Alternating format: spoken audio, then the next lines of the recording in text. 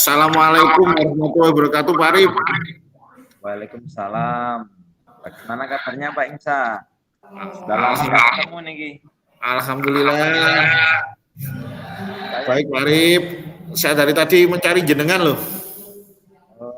Oke. Pak Imsa, saya juga nyari-nyari nih. Kemarin kan saya ke rumah Bapak untuk menanyakan gimana keluarga. Iya. Jadi kemarin saya memberitahu kalau jenengan Pak Imsa ini sudah jadi kepala sekolah. Ya, mencari saya kira-kira ada apa yang ingin disampaikan, Pak Arif? Ada yang ingin dibagikan ke saya? Ya, kan jenengan sudah lama jadi kepala. Ya. Sudah punya banyak pengalaman untuk mengelola sekolah, mengelola guru, mengelola siswa, termasuk ya. Berarti tujuan jenengan mencari saya apa, Pak Arif? Ya, ini kan saya juga sebagai guru SMK itu masalahnya juga banyak, Pak ya. Ya walaupun kita beda jenjang, tapi pengalaman saya juga jadikan sebagai literatur atau referensi untuk bagaimana biar saya mendapatkan solusi ya dari masalah yang saya hadapi. Ini Pak, saya itu dapat tugas dari sekolah supaya mengelola di jam pertama itu dibuat jadwal secara bergiliran dilakukan sholat duha bersama. Setiap pagi itu ada sekitar 7 kelas itu masuk ke masjid, Pak. Kemudian anak empat hal. Pertama, di tarbiyah atau nasihat supaya mereka itu memiliki semangat belajar, memiliki kemangatan dalam mencari ilmu. Terus yang lain selain tausiah itu ya diajak sholat duha. Ya, setelah sholat duha nanti ada kegiatan tilawah Quran atau surat ya sekitar 10 surat gitu. Setelah itu kita lakukan doa bersama. Nah itu memakan sekitar pelajaran atau sekitar 45 menit. Iya. Namun dalam pelaksanaan itu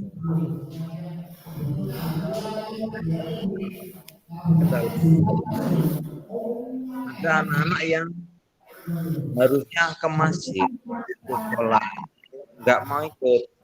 Gitu. Karena gurunya ya sudah di sekolah, sudah di masjid.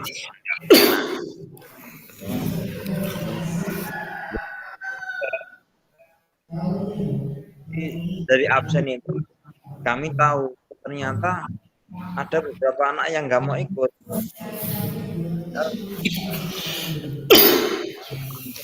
Perkembangan spiritual mereka. Sekolah kami tidak hanya memperhatikan intelektualnya, juga memperhatikan masalah spiritual, masalah supaya itu iptek yang bagus dan imtak yang sangat dan takwanya itu tadi harapannya kan begitu. Nggih. Kendalanya Pak. Nggih. Pak Arif, setelah saya mendengarkan permasalahan yang panjenengan hadapi, berarti jenengan ketemu saya ini kan ingin berbagi masalah, kemudian mari mencari solusi secara bersama-sama. Nah, sekarang ingin saya tanyakan Pak Arif,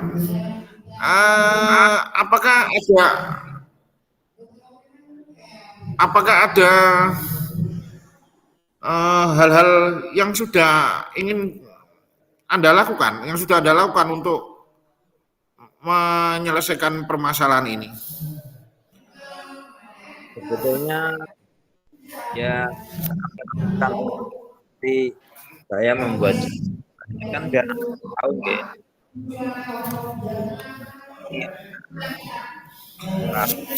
Ya, minggu depan itu ada jadwal lagi. Sebetulnya kan tidak setiap hari kok itu Pak. Jadi iya, kali anak-anak mengikuti sholat duha. nggih. Kan hari ini Senin, ya Selasa, tujuannya ya tidak hari itu yang dikorbankan sehingga ditinggalkan. Oh begitu. Selain membuatkan jadwal, ya kita umumkan juga di masjid itu berjadwal hari ini kami bacakan juga kelas-kelasnya itu. Namun ya itu tadi problemnya masih ada Nggih. Pak Arif, setelah jangan melakukan usaha-usaha tersebut, kalau kita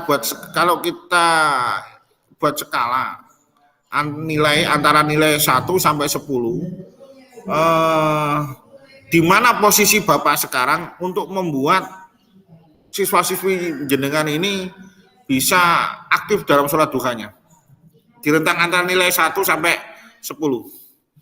Oke, kalau saya menilai skala nilai dari 1 sampai 10 nggih, mungkin capaiannya sudah mencapai di angka 7 atau 8. Jadi 7 enggak ya? oke. Ini kan ya kita bisa mencapai angka 10 Iya ya. gitu. Nah, Ya, berarti sudah mah okay. Berarti hal yang sudah Anda lakukan jenengan menilai sudah dapat nilai 7 ya. Dan kalau rentang nilainya jenengan sekarang sudah merasa tuh nilainya 7. Nah, target jenengan ke depannya itu ingin mendapat untuk menaikkan, ada nggak untuk keinginan menaikkan level nilai itu? ya tentu ada, Pak. Jadi enggak mungkin saya puas dengan nilai segitu nggih. Saya ingin anak-anak betul-betul menjalankan program ini sehingga kita melaksanakan ini betul-betul berubah pada anak-anak. okay.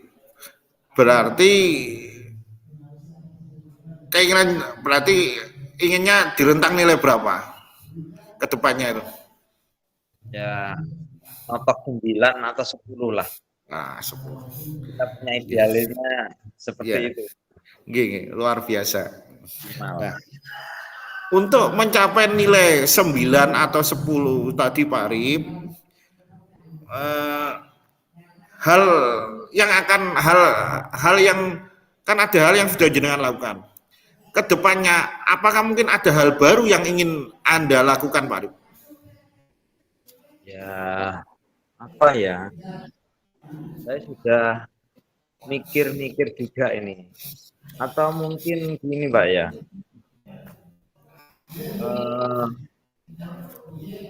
Guru yang ikut itu tidak langsung ke masjid. Jadi mereka supaya mendatangi ke kelasnya dan memastikan anak-anaknya itu betul-betul telah keluar dari kelas dan menuju ke masjid. Karena memang jam pertama itu bukan untuk pelajaran kalau terjadwal itu. Ya boleh kegiatan satu saja. Terus yang kedua mungkin dengan penilaian ya. Jadi mungkin perlu diberikan semacam warning atau attention ke anak-anak itu bahwa anak kalau sholat duha itu ada nilai praktek ya kan, di dalam pelajaran agama itu kan ada nilai kognitif, nilai pengetahuan dan nilai keterampilan. Ada aplikatifnya atau penerapannya. Ya mungkin itu Pak saya lupa gitu belum ya. menyampaikan itu.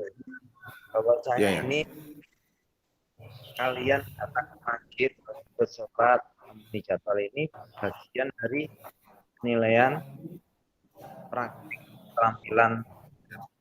Mungkin itu Pak ya. Atau yang Ya, lain ya. apa? Kalau Pak Imsa mungkin punya pendapat, boleh nggih? Oh, Berikan. boleh.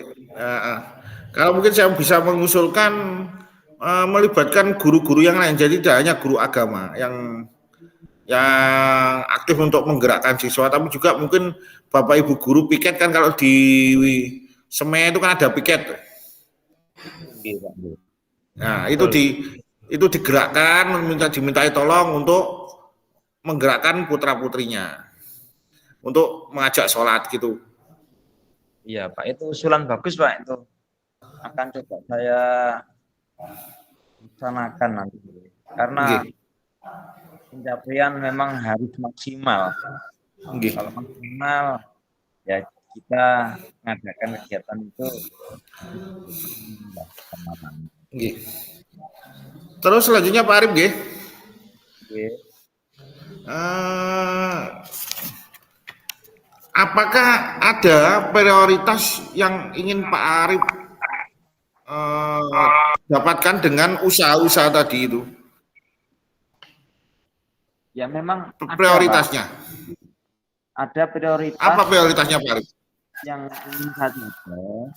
Karena anak-anak itu kalau disentuh spiritualnya, itu Nggih, nanti sama nggih, anak-anak itu kalau dikirim ke masjid, berarti dia akan biasa ke rumah Allah atau ke tempat ibadah.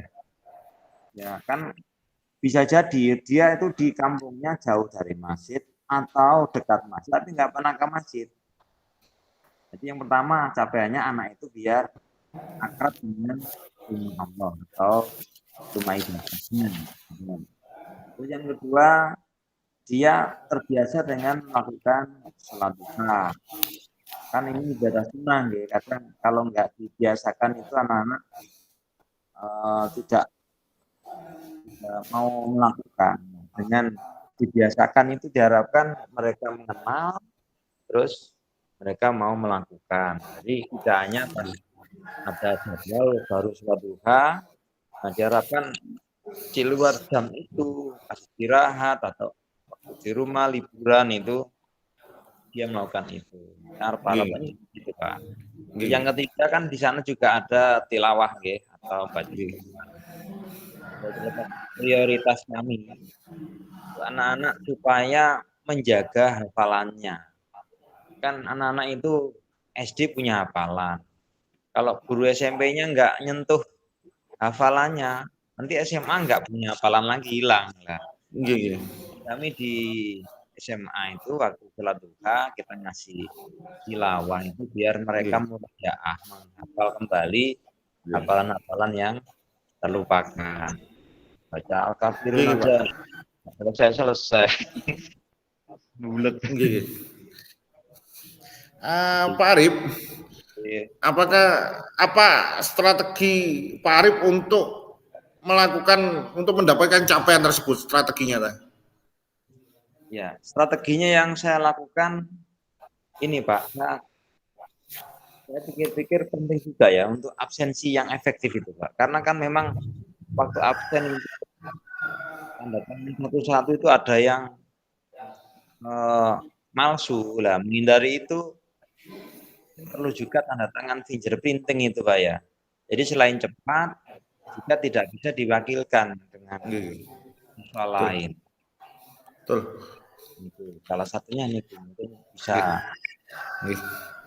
Terus selanjutnya Pak Arif, untuk mencapai prioritas yang Anda inginkan tadi, jangka waktunya yang perkiraan panjenengan yang dengan butuhkan berapa lama? Ya, Apakah mungkin 1 bulan, 2 bulan? kelamaan Pak kalau 2 bulan Pak. Mungkin Ya, 1 minggu sampai 2 pekan lah.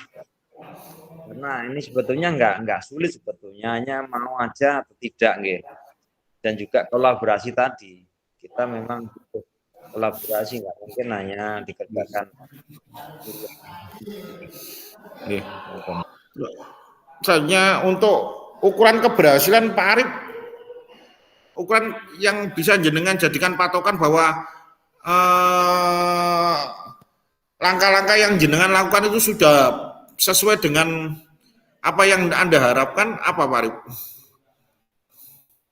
Ukuran keberhasilan yang saya rasakan, ya anak-anak saya lihat setiap jadwalnya itu mereka sudah nggak usah ya mereka berangkat, mereka langsung ambil air wudhu, langsung masuk masjid. Nah, ya memang ada yang tadi itu Pak, yang nggak mau masuk, masih di kelas, itu mungkin ya faktor dari lingkungan keluarganya ya mungkin yang jauh dari sentuhan agama. Sehingga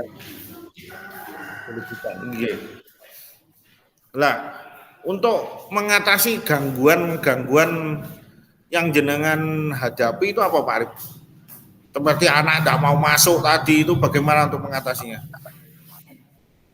Mungkin perlu juga itu Pak ya, perlu panggilan ke BP, atau kalau perlu panggilan orang tua, atau kita yang melakukan home visit, sehingga kita bisa menyelesaikan masalah itu sampai ke akarnya.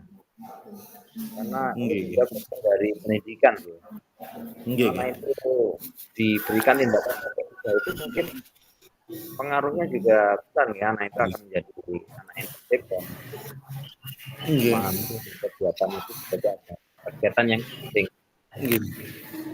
Oke. Pak Arif, bentar, iya. Saya kira yang Pak Arif sampaikan sudah sangat bagus. Tapi ini ada satu pertanyaan terakhir. Siapa kira-kira yang bisa membantu Pak Arif di sekolah untuk melaksanakan programnya Pak Arif ini?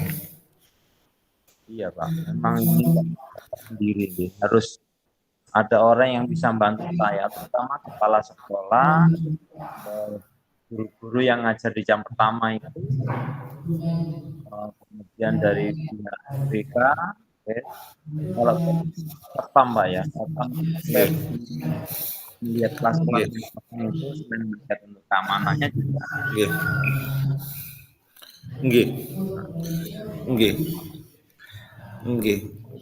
Luar biasa Pak Arif program yang jenengan berikan. Semoga tadi hal-hal yang sudah ingin jenengan yang sampaikan bisa terlaksana dan bisa mengubah anak-anak dari SMK PGRI 1 menjadi lebih baik dan lebih aktif dalam sholat duhanya. Amin Pak. Saya juga terima kasih dengan binaan ini.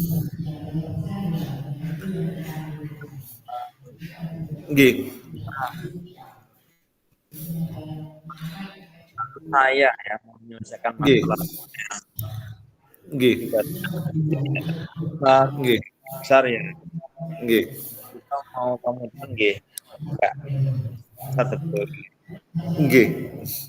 Terima kasih. Saya akhiri Pak Arif.